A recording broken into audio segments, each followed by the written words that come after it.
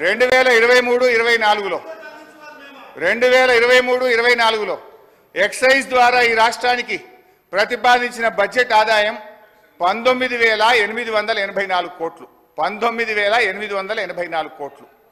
ఇందులో ఏముంటుందంటే అధ్యక్ష, ఈ 19,884 కోట్లు ప్రతి 2 సంవత్సరాలకు ఒకసారి షాప్స్ యాక్షన్ పెడతాం. ఈ ఇయర్ ఉండదు షాప్ యాక్షన్స్, పోయినసారి అయింది, మళ్ళీ నెక్స్ట్ ఇయర్ వస్తుంది. అయితే ఆ షాప్ యాక్షన్స్ పెట్టినప్పుడు 2,000 కోట్లు అదనంగా వస్తుంది.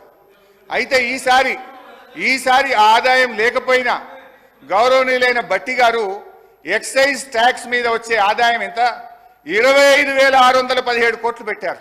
అంటే ఎక్సైజ్ సుంకం ద్వారా పోయిన సంవత్సరం కంటే 5,773 కోట్లు అదనంగా వస్తుందని చెప్పి ఈ బడ్జెట్లో ప్రవేశపెట్టారు.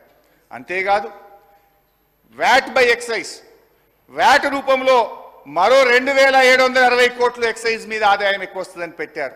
అంటే పోయిన సంవత్సరం కంటే కూడా ఈ బడ్జెట్లో 5,773 ప్లస్ వ్యాట్ మీద 2,000 అంటే 7,773 కోట్ల రూపాయలు గత సంవత్సరం కంటే ఎక్సైజ్ మీద ఆదాయం ఎక్కువ వస్తుందని బడ్జెట్లో పెట్టారు.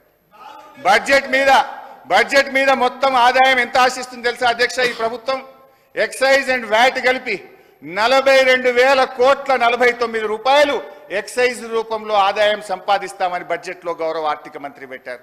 42,000 కోట్లు అధ్యక్ష.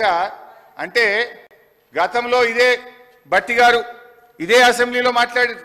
అప్పుడున్నది 25,000 కోట్ల ఆదాయం, వీళ్ళు 42,000 కోట్లు చేసింది. ఇప్పుడు ఏం మాట్లాడినరో భట్టి గారు ఎక్సైజ్ మీద నేను వినిపిస్తా అధ్యక్ష. అంటే ప్రతిపక్షంలో ఒక మాట, అధికారంలోకి రాగానే మర్చిపోతారు. గ్రామీణ ప్రాంతాల్లో మద్యం సమస్య అత్యంత భయానకంగా మారింది. బెల్ట్ షాపులు పెట్టి జనాన్ని విపరీతంగా పీడిస్తున్నారు. దీని గురించి ఆలోచన చేయండి అధ్యక్ష. ఆ రోజు గ్రామానికో బెల్ట్ షాప్ ఉంది. ఇప్పుడు మీరు చెప్పే 42,000 కోట్లు కావాలంటే గల్లీకో బెల్ట్ షాప్ పెట్టారు. మీరు గల్లీకో బెల్ట్ షాప్ పెట్టే పరిస్థితి వచ్చింది. గతంలో 2023లో 19,000 ఆదాయాన్ని మాట్లాడినారు. వాస్తవంగా ఆ లెక్కకు వస్తే 2014లో కేవలం 10,000 కోట్ల రూపాయలు ఎక్సైజ్ ఆదాయం. చివరి సంవత్సరం 2023-24 చూస్తే అధ్యక్ష 34,000 వాళ్ళ ప్రభుత్వ హయాంలో చివరి సంవత్సరము ఆదాయము 34,869 కోట్ల రూపాయలు ఆదాయం వచ్చింది అధ్యక్ష. అదనంగా చూయించిన ఆదాయం అయితే ఉంది అధ్యక్ష. ఇది రేట్లు పెంచు కాదు అధ్యక్ష. పిల్ఫరేజెస్ టెక్నాలజీ యూజ్ చేసి అక్రమంగా కావచ్చు, అక్రమంగా ఇక్కడి నుంచి ఇతర రాష్ట్రాలకు వచ్చి ఇక్కడ రావడం కాదు, వచ్చేటువంటి దానిలో టెక్నాలజీని యూజ్ చేసి పిల్ఫరేజ్ తగ్గించి రాష్ట్ర ఆదాయం పెంచు అధ్యక్ష. రేట్లు పెంచు, బెల్ట్ షాపులు పెంచు కాదు అధ్యక్ష.